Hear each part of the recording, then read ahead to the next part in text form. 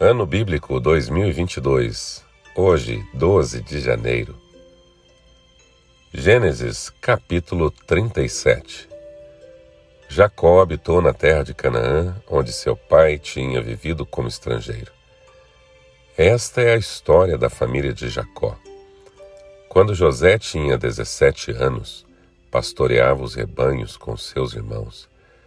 Ajudava os filhos de Bila e os filhos de Zilpa, mulheres de seu pai, e contava ao pai a má fama deles. Ora, Israel gostava mais de José do que de qualquer outro filho, porque ele havia nascido em sua velhice. Por isso mandou fazer para ele uma túnica longa. Quando seus irmãos viram que o pai gostava mais dele do que de qualquer outro filho, odiaram-no e não conseguiam falar com ele amigavelmente. Certa vez, José teve um sonho e, quando contou a seus irmãos, eles passaram a odiá-lo ainda mais. Ouçam o sonho que tive, disse-lhes. Estávamos amarrando os feixes de trigo no campo, quando o meu feixe se levantou e ficou em pé, e os seus feixes se ajuntaram ao redor do meu e se curvaram diante dele. Seus irmãos lhe disseram: então você vai reinar sobre nós? Quer dizer que você vai governar sobre nós? E o odiaram ainda mais por causa do sonho e do que tinha dito. Depois teve outro sonho e contou a seu irmão: tive outro sonho, e desta vez o sol, a lua e 11 estrelas se curvaram diante de mim. Quando contou ao pai e aos irmãos, o pai o repreendeu e lhe disse: que sonho foi esse que você teve? Será que eu, sua mãe, seus irmãos, viremos a nos curvar até ao chão diante de você? Assim seus irmãos tiveram ciúmes dele. O pai, no entanto, refletia naquilo. Os irmãos de José tinham ido cuidar dos rebanhos do pai perto de Siquém. Israel disse a José: como você sabe, seus irmãos estão apacentando os rebanhos perto de Siquém. Quero que você vá até lá. Sim, senhor, respondeu ele. Disse-lhe o pai: vai ver se está tudo bem com seus irmãos e com os rebanhos, e traga-me notícias. Jacó o enviou quando estava no vale de Hebrom, mas José se perdeu quando se aproximava de Siquém. Um homem o encontrou vagueando pelos campos e lhe perguntou: que é que você está procurando? Ele respondeu: procuro meus irmãos. Pode me dizer onde eles estão apacentando os rebanhos?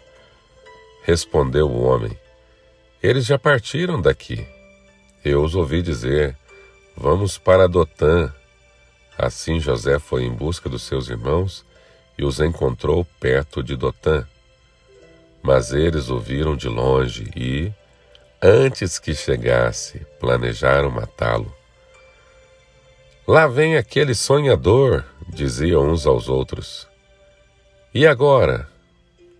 Vamos matá-lo e jogá-lo num destes poços? E diremos que um animal selvagem o devorou?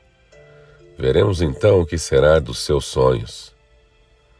Quando Rúben ouviu isso, tentou livrá-lo das mãos deles, dizendo: não lhe tiremos a vida. E acrescentou: não derramem sangue.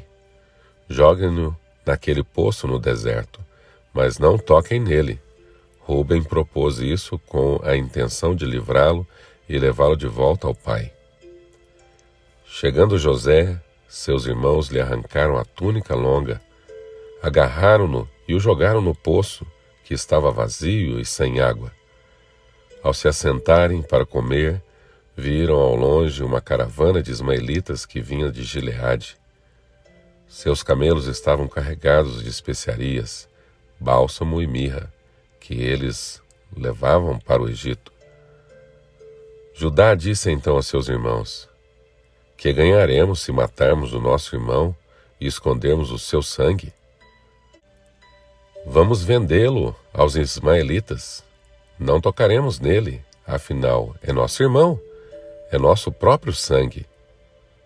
E seus irmãos concordaram. Quando os mercadores ismaelitas de Midian se aproximaram, seus irmãos tiraram José do poço e o venderam por 20 peças de prata aos ismaelitas, que o levaram para o Egito. Quando Rúben voltou ao poço e viu que José não estava lá, rasgou suas vestes.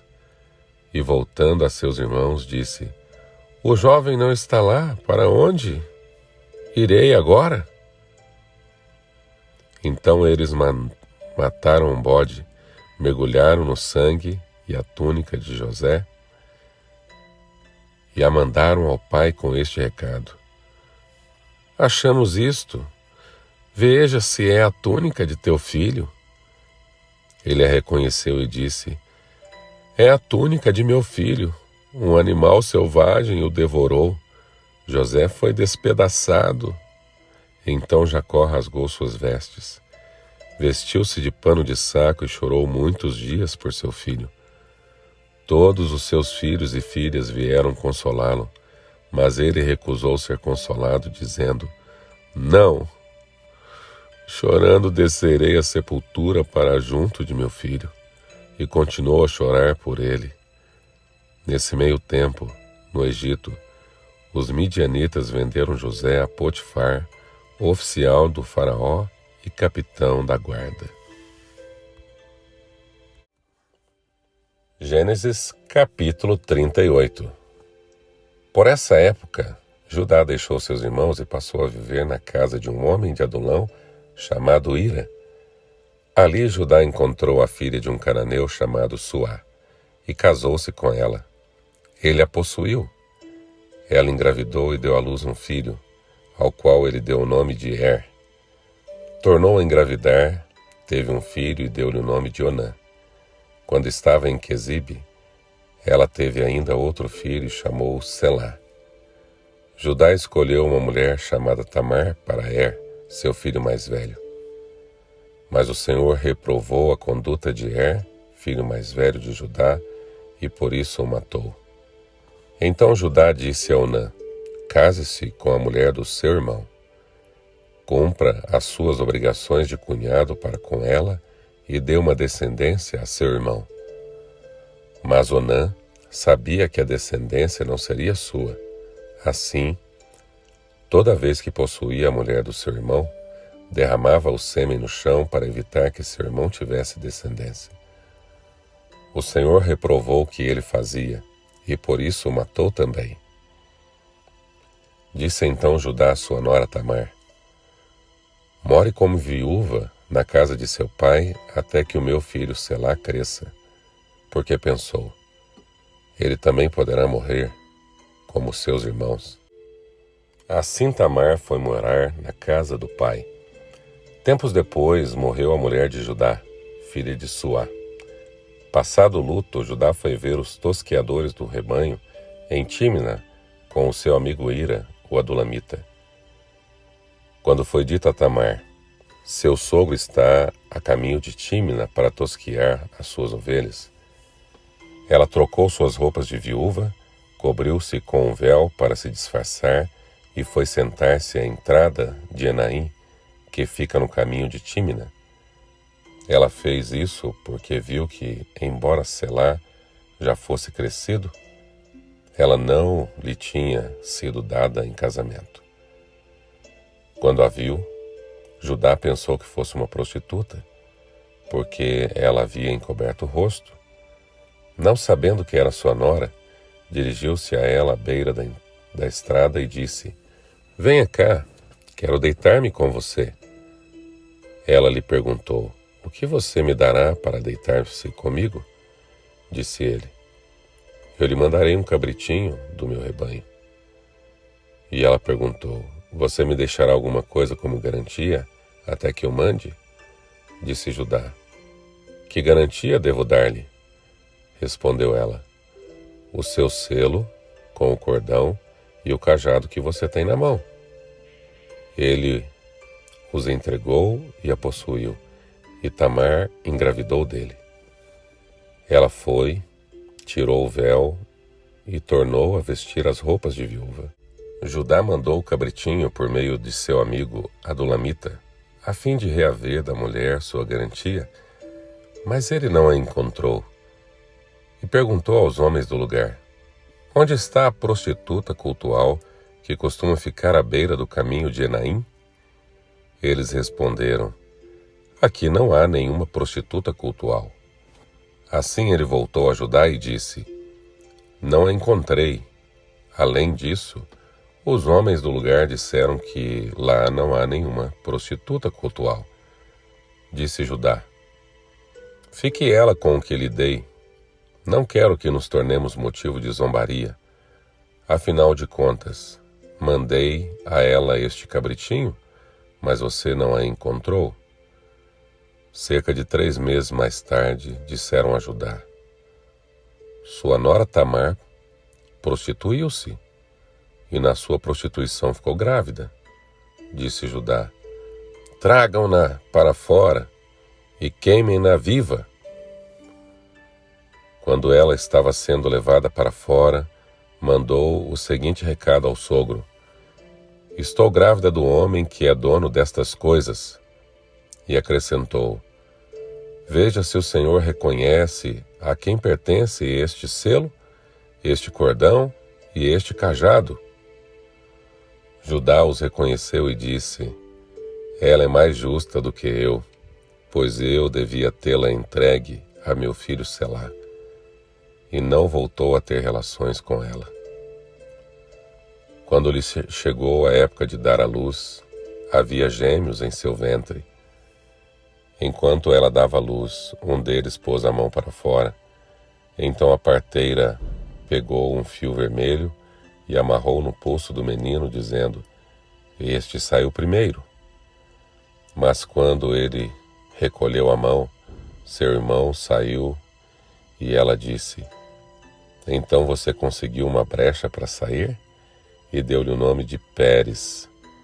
Depois saiu seu irmão, que estava com o fio vermelho no pulso, e foi-lhe dado o nome de Zerá.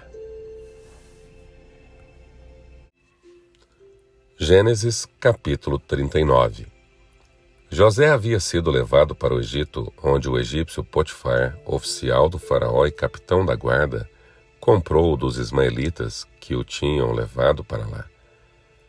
O Senhor estava com José, de modo que este prosperou e passou a morar na casa do seu senhor egípcio. Quando este percebeu que o Senhor estava com ele e que o fazia prosperar em tudo o que realizava, agradou-se de José e tornou-o administrador de seus bens. Potifar deixou a seu cuidado a sua casa e lhe confiou tudo o que possuía.